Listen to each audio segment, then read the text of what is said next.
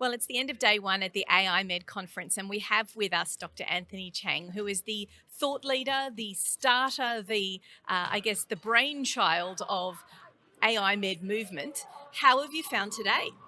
Well, I should say I'm the privileged convener of all the amazing talent around the world, but I've been generally very impressed with the engagement of the crowd today, the projects various people are working on, the given the geographical challenges of a big country like Australia, but able to consolidate the talent here.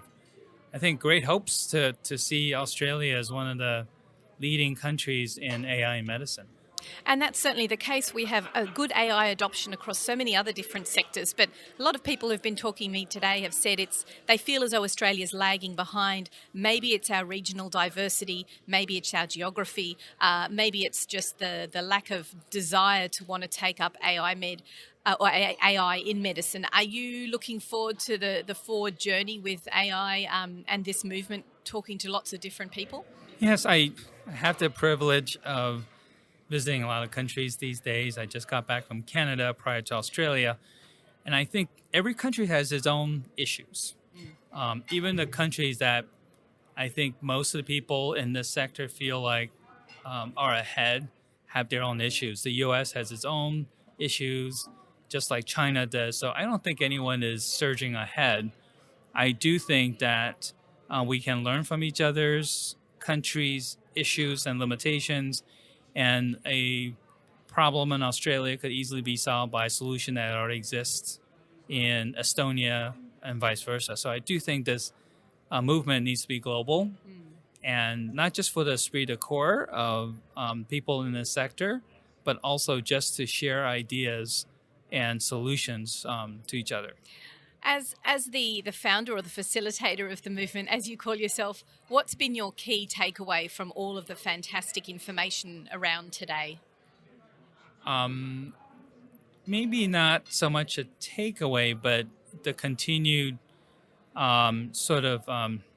realization that just about every country's issue is rooted in data, not necessarily the AI part. So I think, not to my surprise, Australia has the same issue, just like Canada, just like US, just like China. Every country has its own data issues. And if it's not access, then it's security. If it's not security, it's realization that data can be that useful in AI.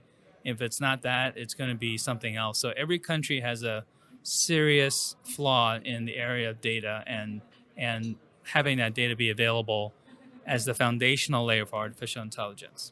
Is one of your goals of AIMed to see the movement share data globally for the betterment of healthcare around the world? Is that one of the goals that you have for the movement? Yes, because one of my takeaways from the education at Stanford is there's a special robustness in AI when you have diversified data, not just a lot of data. Despite the development in synthesizing quality data, which gets around the big data issue in healthcare, is the diversity of data that will be the ultimate vision I see in having AI be yield the highest dividend. I think even though AI experts now can synthesize data, the problem with those methodologies is synthesizing homogeneous data. So it's the heterogeneous data that's going to be key. And one of my sort of pet projects right now is to work with some Silicon Valley technical experts to work on a global pediatric medical image repository that will be embedded interpretation, so that any pediatric image around the world can be automatically interpreted. And I will not rest until that project comes to fruition. Well, it sounds like you've created a lot of fantastic new projects simply by bringing all these wonderful thought leaders and ideas people into the room. Yes. And I guess that's one of your goals as well. Yes, I mean, just sitting quietly and listening and contributing when I'm being asked, I think is a great privilege for me, and to have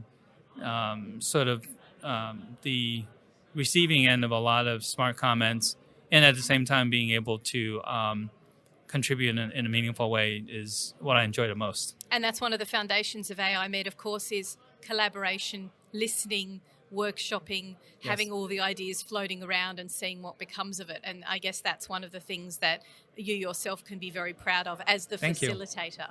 Thank you. I think I always say AI medicine has to be an H2H phenomenon. So human to human is ironically the most important asset we have as human beings to push the AI agenda. Fantastic. Look, thank you so much for joining AI Thank Med you, Talks Alexi. this afternoon. It's been great to chat to you. It's been Likewise. great to work with you. Likewise. And we look forward to seeing you back in Australia next year. Thank you. Thanks.